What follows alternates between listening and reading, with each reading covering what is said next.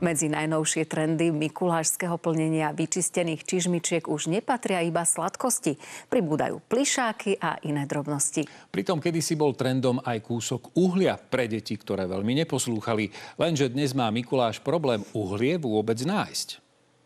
Čižmičky ste si vyčistili? S vlhčenými som si čistila, aj bratovi som očistila.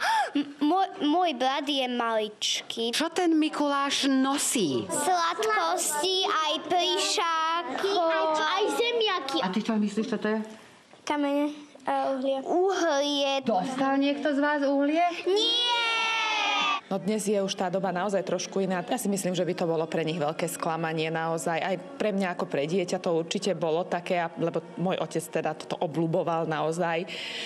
Takýto druh humoru. S Mikulášom niekedy chodieval aj čert. V košiku mal uhlie a keď rodičia povedali, že tie deti neboli celkom dobré, dostali k sladkostiam aj kúsok uhlia. Zohnať dnes kvalitné kamenné uhlie nie je vôbec jednoduché. Je to už naozaj taký úzky profil. Niekde sa môžeme stretnúť aj s tým uhlím na grilovanie, takže Mikuláš a čert sa prispôsobujú aj v dnešnej dobe. V 100-kilometrovom okruhu Komárna sme našli len jediného predajcu. V uhoľných skladoch klasické uhlie tento rok hľadali len dvaja rodičia. Pred rokmi ich bolo viac. Zrejme to nebude tým, že sú deti menej nezbedné. Len teraz už málo kto tuší, že sa predáva. A kde? Namiesto nedostatkového uhlia môže ísť do čižmičky takáto krásna jahoda.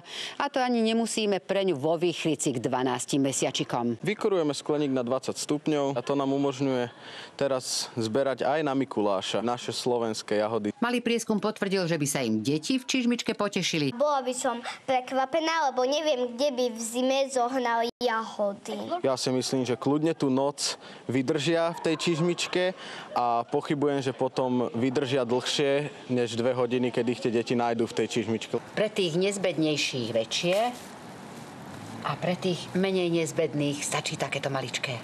Z Mikulášovskej pátračky v Komárne Drahu Dobrovičová, televízia Joj.